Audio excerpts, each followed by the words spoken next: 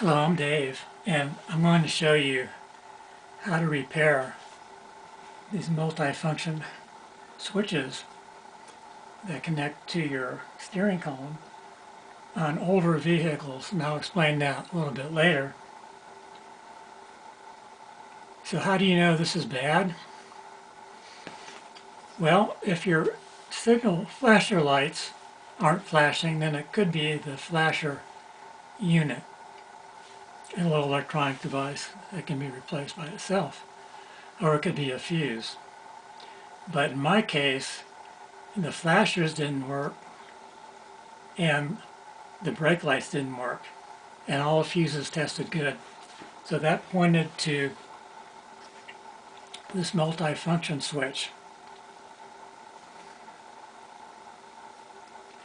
And this was taken off of a 1997 Ford E250 van. Now, as far as removing this goes for your vehicle, I'm not going to show you how to do that because you can go on YouTube and find some videos for your particular car or something close to it on how to remove this. And it's pretty easy. The worst thing is prying the connectors out. So I've already fixed this, mostly fixed it, because I didn't know I was going to be doing a YouTube video, because I had no idea this was going to be so easy to fix. So it's already been opened and somewhat repaired, but I'm going to show you the disassembly the rest of the way. So there's 4 more screws that have been taken out already, and I'll just take out this last one. Now this one requires a small torque type screwdriver. Okay, now the big reveal. You lay it down like this, lift this up like so, and there it is.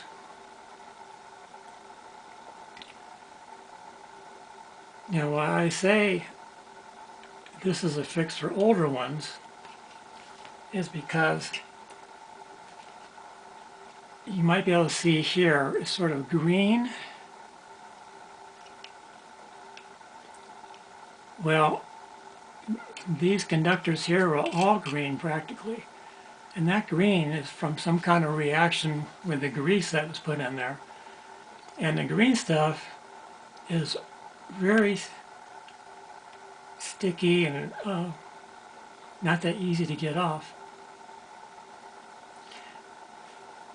So this unit here is 27 years old, and I don't see any significant wear on the metal conductors at all, and they're all quite robust.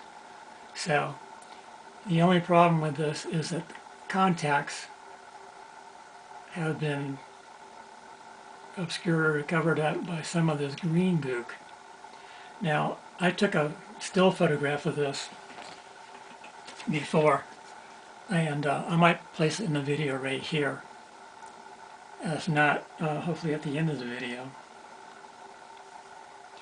And you might want to take photos as you're taking this apart, although it's not that complicated. So for further disassembly for this unit, this easily slides out. It's disconnected. A warning for the flasher switch push button, there is a spring in there, so I wouldn't try to remove that. The spring could go blang and you might never find it. I've had that happen before. However, this piece slides out, and there's a little hole here, and inside here is a pin that will go into that hole for reassembly. So to get the crud off, I use some sandpaper, 220 grit or larger, 240. Like I said, these copper traces are very thick and robust, so they can take quite a bit of abuse. So you just sand them down, getting off all the crud. Some of the crud is more difficult than others to get off, and it might be helpful to have a little screwdriver or something for more pressure in a specific area. Anyway, you get the idea there.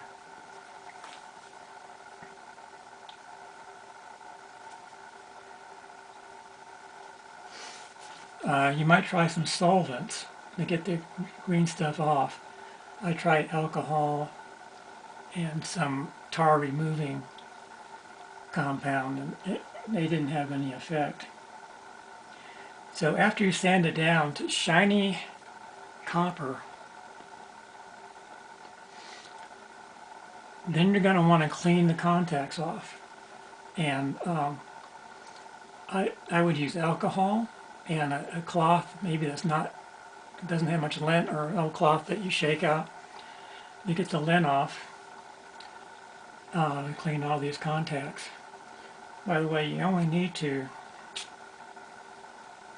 clean the contacts on this unit from here over, from there all the way over. And then, after that, I would just blow it off. Like that. I just saw something fly off.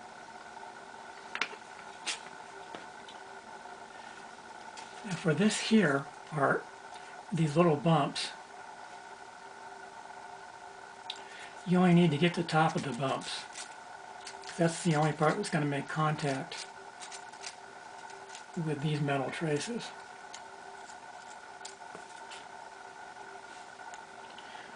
So let me just show you the reassembly. So it goes back in there. This goes back in here. This goes down this way. And it's a tight fit, so I could just screw that right back together.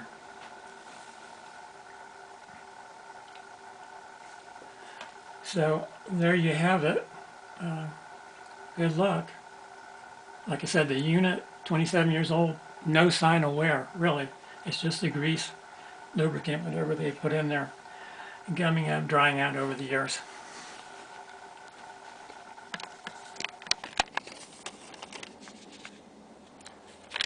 I put everything back together and tested it, and everything worked great.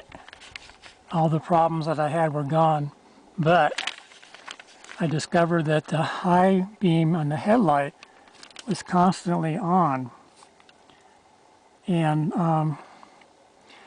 so I tried manipulating this back and forth to go from high and low beam. And what happened was, it was the temporary intermittent flashing of the headlight that was stuck on. So I just pulled it back with just slightly more force, like maybe 2 fingers worth of force, and I heard a little snap sound, and it's been working perfectly. I've had this installed now for a few weeks. So in the video I showed cleaning of the contacts. Those contacts are only for the signaling lights. The headlight switch was in the upper half of the 2 pieces that I removed, and it's kind of hidden inside that piece. So when I reassembled it, I didn't pay much attention to how the end of this arm was connecting to the upper piece. So I think I got something a little bit off there. Anyway, it's working great now. So the one thing that I said I blew away when I blew on the switch after sandpapering it, that was just a bit of sandpaper. It was not part of the switch. And if you think this is going to be useful for you, maybe you can give me a like before you leave this channel. And if you have more information to add later to help other people, please feel free to go ahead and edit on this channel. This is Dave signing off.